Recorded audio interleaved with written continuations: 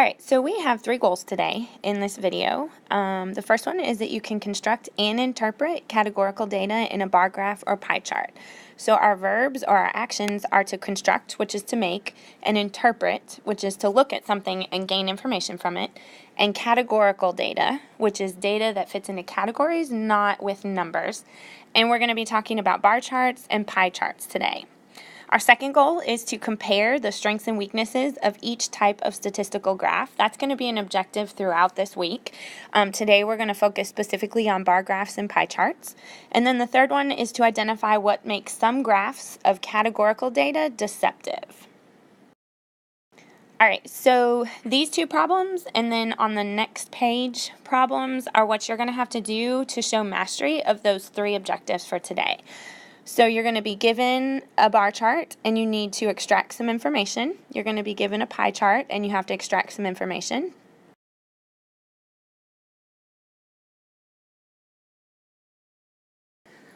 For this section of 1.1 Day 1, these are the vocabulary words that we're going to be exploring throughout this lesson. So if you want to write those down, we will be giving definitions to them throughout the lesson. Alright, so for some of you, last week we did those graphs, so this data may be familiar to you, but these are our whole class's Algebra 2 grades. So if you notice, we're talking about letter grades, so we're not talking about numbers. So what we're going to do is from this information, we want to extract these 4 pieces of information. So individuals, identify the variables, identify what categorical means, and then univariate. Alright, so the first question is about individuals. So individuals are the objects described by a set of data, and it's always a noun, and generally in statistics we talk about people. Sometimes it's objects like things, sometimes it's animals, but for the most part it's going to be about people because that's what we study is people. So in this case, the individuals who are represented by these letter grades are our students.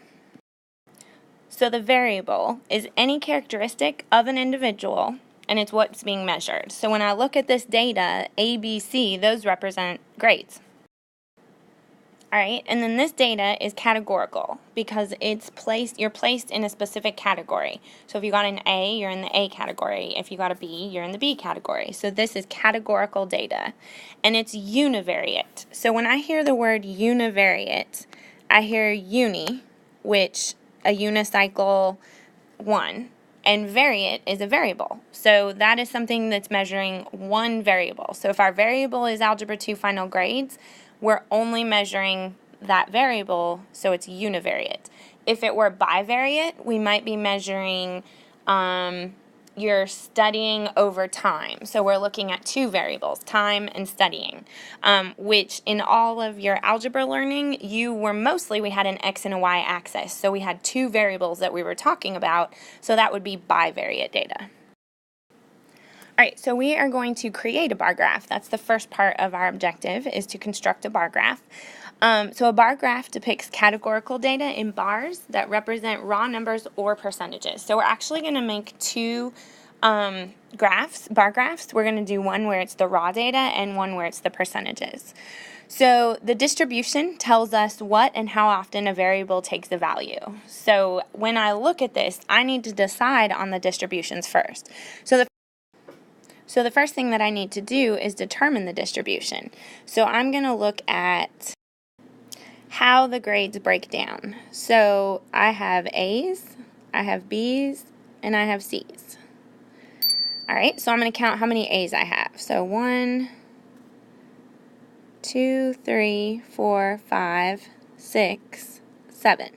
So there are 7 A's. The distribution of A's is 7. B's, 1, 2, 3, 4, 5, 6, 7, 8, 9, 10, 11. So I have 11 B's. And then C's, 1, 2, 3, 4. Which I want to double check. 11 plus 7 plus 4 is 22. And I have 22 students that I had Algebra 2 grades for. So that adds up. I always want to double check that. So now that I know the distribution, I can create categorical data in a bar graph that represents those raw numbers. So I'm going to come over here and I'm going to make my two axes. So on the x-axis is going to be the variable that's being measured. So A, B, and C. And then on the y-axis is going to be the frequency, because this is univariate, so we're looking at how does that one variable how does it take on those different distributions, those different values. So I see that the highest I need to go is 11. So 1, 2, 3, 4, 5, 6, 7, 8, 9, 10, 11. And I want to make sure that those are as even as I can get. Obviously, if I were drawing on a piece of paper, it's going to look a little better.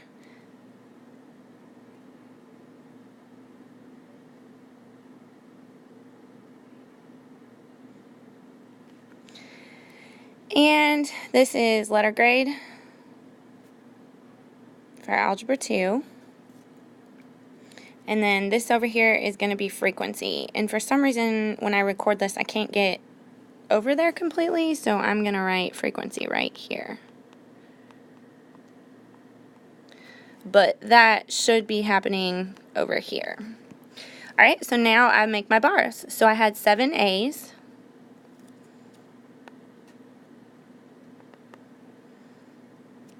I had 11 B's.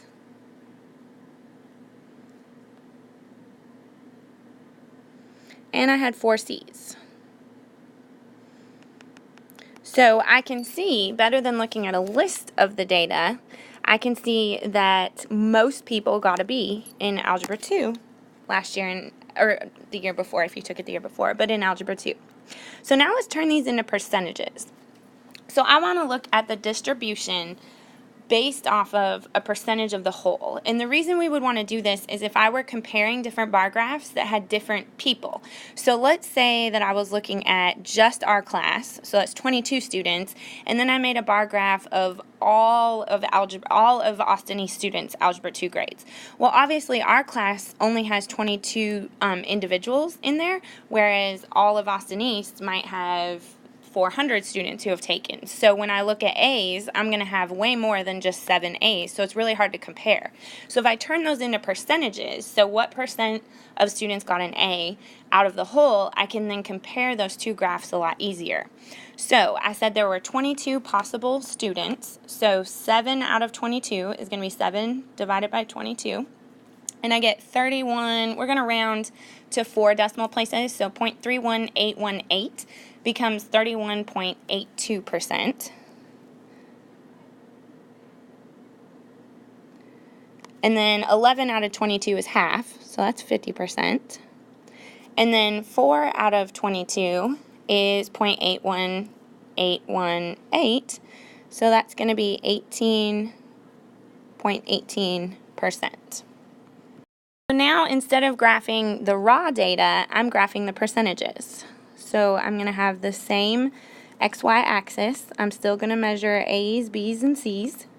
And now I'm going to talk about the percentage. So I'm going to go, I need to go up to 50%. So I'm going to say 10, 20, 30, 40, 50, 60%.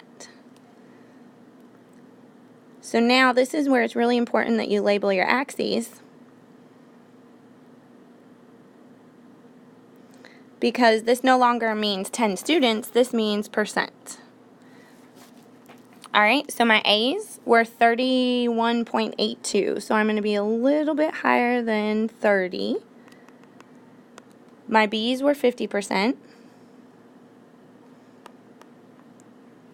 And my C's were 18%, so it's just going to be a little bit less than 20. So if you notice, these two graphs take on the same shape, where it goes up and then it goes down, and I can see that B's are the most common, I can see that A's were the second most common, and then C's were the least common.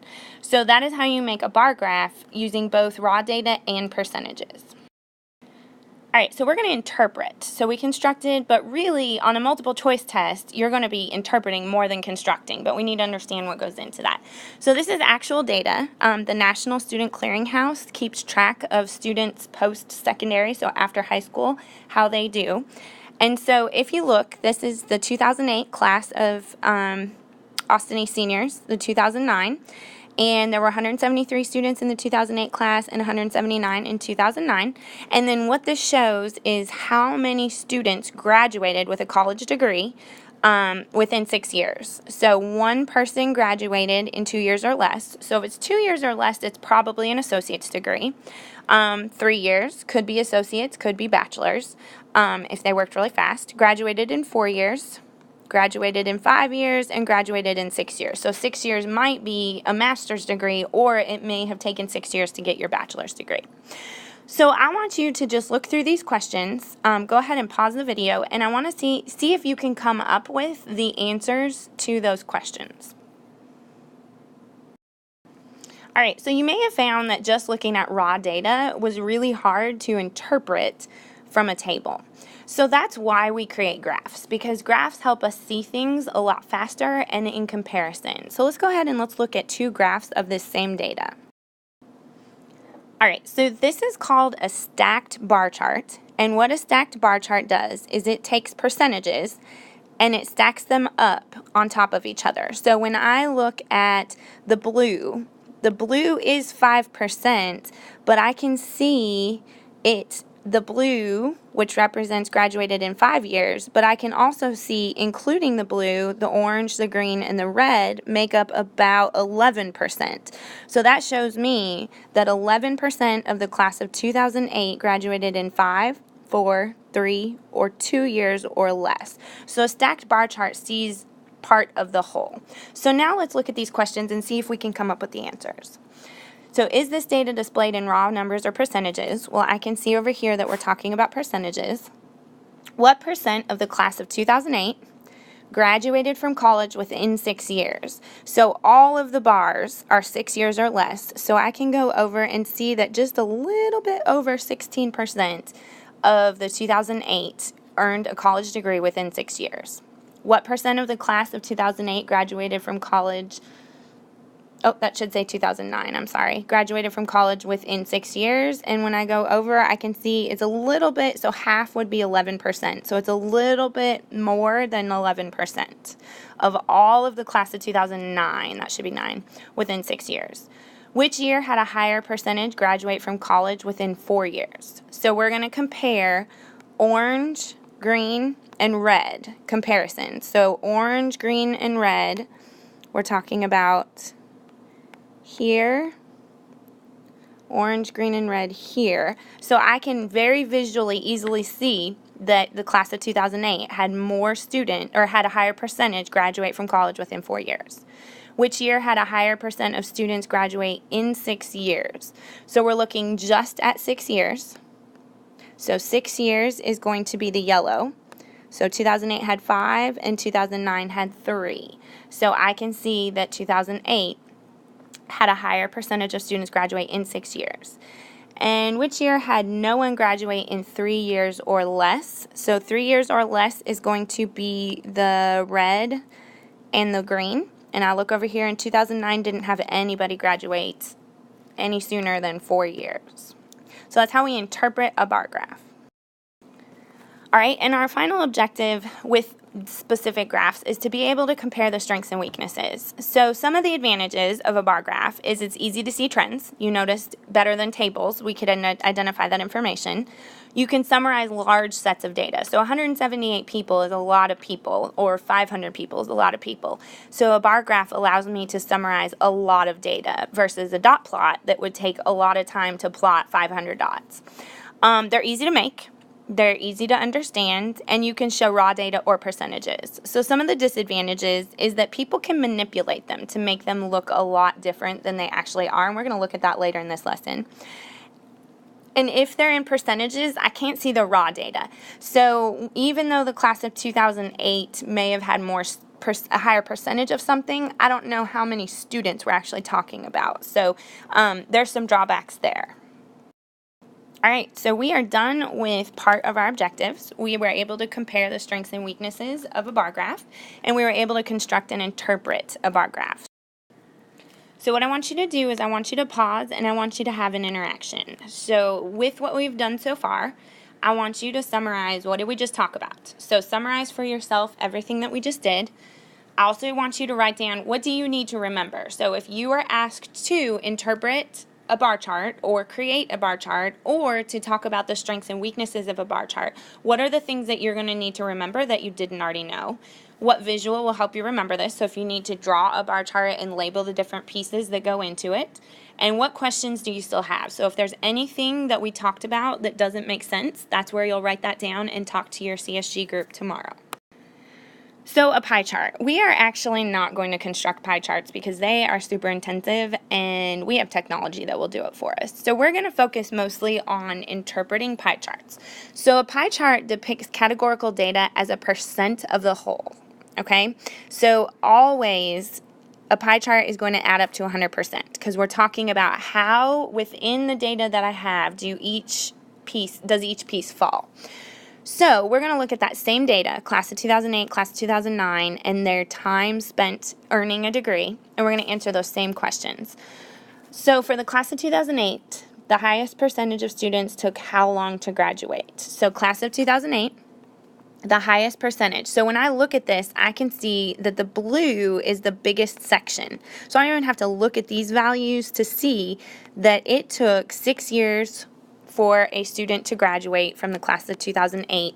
That was the majority of the students. For the class of 2009, the highest percentage of students took how long to graduate. So when I look at this, I don't even have to look at the numbers. I see that the green is the biggest section, so less than 2 years.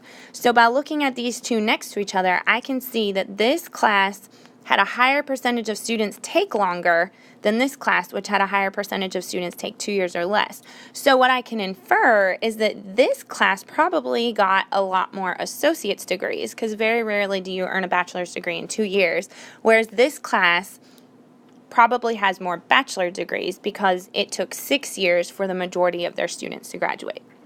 For the class of 2008, how many students took 4 years or less to graduate? All right, so if you remember, the pie chart is shown in percentages, whereas this is asking how many students. So I'm looking for a raw number. So I can't get a raw number just from a pie chart, but if you remember, there were 173 students in the class of 2008 and 179 students in the class of 2009. So for the class of 2008, how many students took 4 or less years to graduate? All right, so 4 or less, we're talking about this chunk of the graph right here. So we're talking about 29%, 7%, and 3%. So when I add those up, we're talking about 39% of the class of 2008. So I want to know what 39% of those 173 students are. All right, so in math, of means multiply. So I'm going to multiply 39%, and I can't type 39 into the calculator because the calculator thinks of percent as part of one whole. So I'm going to make that a decimal. So 39%, 0.39 and 39% mean the same thing, of 173. So I'm going to calculate, and I get 67.47. So 67.47, we're going to round because we can't have 0.47 of a person because there's probably some rounding that happened up there. So 47 would stay the same. So we're going to say about 67 people. So of that class of 173, about 67 of them took 4 or less years to graduate.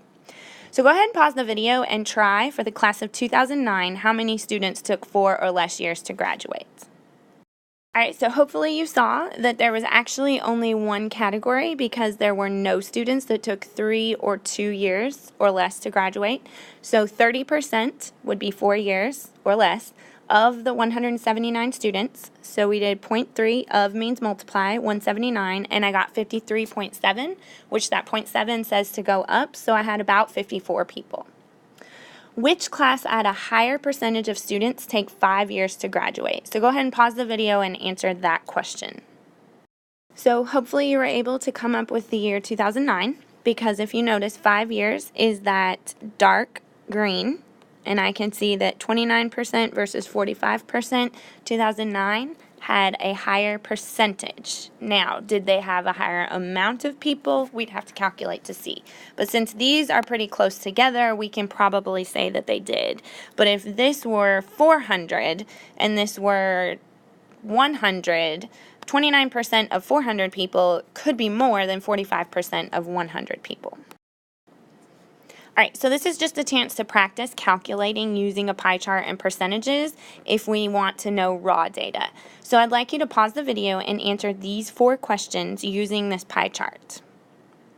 All right, so hopefully you were able to get 960 if I had a $2,000 budget and I paid 48% of my money goes towards rent, which makes sense because 48% is a little less than half. So a little less than half of 960 makes sense. So I can always step back and use my practical thinking.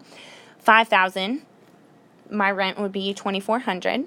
All right, if I have a monthly budget of 2,000, how much will I budget for fun and clothes? So if I notice, fun is purple and clothes is kind of that light blue. So I'm talking about 19% because I'm talking about this piece of pie right here. So 19%, 0.19 of 2,000 is going to be $380. And $950 would be if I had a $5,000 budget. So if you had any questions about any of those numbers, make sure you write a note so that you can talk about it tomorrow in your CSG. So a pie chart, what are the advantages? It's really easy to determine parts of a whole. So when I looked at that pie chart, I could tell that almost half my rent was going to, almost half of my budget was going to rent because I could see it was almost half of the pie. It summarizes a large set of data in a visual form, and it's pretty easy to interpret and understand. The disadvantages is I don't know exact values. So if I didn't know what my monthly budget was, I wouldn't be able to determine how much money I'm actually spending. They're difficult to make, trust me, because you have to use 360 degrees and divide that out, and it gets really confusing, so we use technology. And again, they can be really easy manipulated to say what you want to say. All right, so we've now completed 2 full objectives. I can construct and interpret bar and pie charts. I can compare the strengths and weaknesses of each statistical graph. So focusing on the pie chart, I want you to have an interaction. So go ahead in your notes. I want you to pause and I want you to summarize what we just talked about. Write down anything you might need to remember. If you need to draw a picture and summarize your data or your information, or what questions do you still have? So if something doesn't make sense, this is where you're going to write that down. All right, so the last thing we're going to do is we are going to talk about what makes some graphs deceptive. So I want you to look at this, and I want you to just analyze. So graph A, I have these monthly profits from October to March. And over here, I have monthly profits in graph B, also from October to March. Which company would you think is doing better? Which company do you think is not showing as much growth? Now what would you say? So go ahead and look at graph A and look at graph B. Pause the video and see if your initial reaction still holds up. So hopefully once you analyzed, you noticed that graph A in October had $14,000 in profits, and graph B had $14,000 in profits in October. Graph A in March went all the way up to $15,400, but in March, this is about $15,400. So what is the difference between these 2 graphs? Because they actually plot the exact same data. So what is it that made graph A look a lot more drastic and graph B look a lot less drastic? Well, hopefully you noticed that the scales. Over here, we were going by 500s consistently. So 14,000, 14,500, 15,000, 15,500, 16,000, 16,500. So we saw that consistency. Over here, it kept the same 500, but then it went up by 100s. So it made this growth right here from January to March look a lot different because that scale is not consistent. So a graph can be easily manipulated. If we don't take the time to analyze the scale, we're going to see higher profits when in actuality this is what they look like. And this happens all the time. And that's why one of my biggest objectives for this class is for you to become educated consumers of data. So when you see a graph, you're able to analyze it and really figure out if what they're showing is the truth. So one of the ways to misrepresent data is to change the scale. So in that case, it wasn't a consistent scale, but a lot of times they do use a consistent scale, but they make the scale really small. So instead of going up by 500s, they go up by 50s. And that's going to make a difference between 500 and 570, or 650 look different than a scale that goes by 100s. Or to make the data look less drastic. So if I'm trying to show my investors that we haven't lost as much money as we actually have, I'm going to make the scale really large because then it'll show less drastic change in the data. Alright, so what do you see here? So if you were to look at just this data of assists and steals, immediately which one are your eyes drawn to, and what does it look like? So my eyes are immediately drawn to assists, and it looks like the number of assists are a lot larger than the number of steals. Okay, well this is actually data from 2008 to 2009, where Dwayne Wade averaged 7.5 assists per game and 2.2 steals per game. So when I look at this, this looks a lot larger than 7.5 compared to 2.2. So let's fix it. Go ahead and pause the video, still using basketball. See if you can fix the graph. So hopefully you were able to realize that I could use the same size ball and just stack them. So I'm a horrible drawer, and especially on an iPad, but if you notice, this now makes the data look a little bit more reasonable. I'm not drawn to this huge basketball compared to this little one. I just stacked the same size on top. Now this isn't exact, but pretend like it is. You get the gist. So another way to misrepresent data is to use pictographs. So that's a pictograph, and you make one item scaled up that makes it look a lot larger. So to fix that, pictographs of the same size should be used, and each item should be stacked to represent more data. Alright, so when you look at this, what do you see? So I see this claim that massive increase in house prices this year, so 1998 to 1999, and I see that it looks like 1999 just blew up. The house prices increased drastically. So if you notice that this graph didn't start at 0. Now, it kept a consistent scale, but it didn't start at 0. So when I'm talking about 80,000, the difference between 80,000 and 82,000 looks very different than when I do start at 0.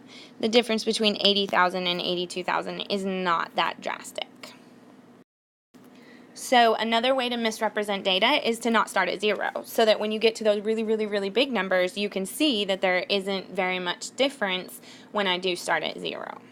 Now, you can not start at 0 and use that broken graph notation. So you show that little break in the graph that we saw in the previous one about the monthly profits, and that's okay. When you show that broken graph notation, you're saying, hey, we're not starting at 0, but you have to show that notation in order to draw your reader's attention to that. Alright, so we have now talked about 3 things today, so I'd like you to pause the video, and I want you to have an interaction with the misleading data. So what's the important information that you need to remember? Is there a visual that will help you, and do you have any questions still? And lastly, I just like to put the vocab and the definitions. If you're a person who flashcards help you a lot, vocabulary is huge in this course, and so you're going to need to keep revisiting that. So if you want to make flashcards of these, some of you already addressed them over the summer, so you can keep working through that vocabulary. And I'll see you tomorrow.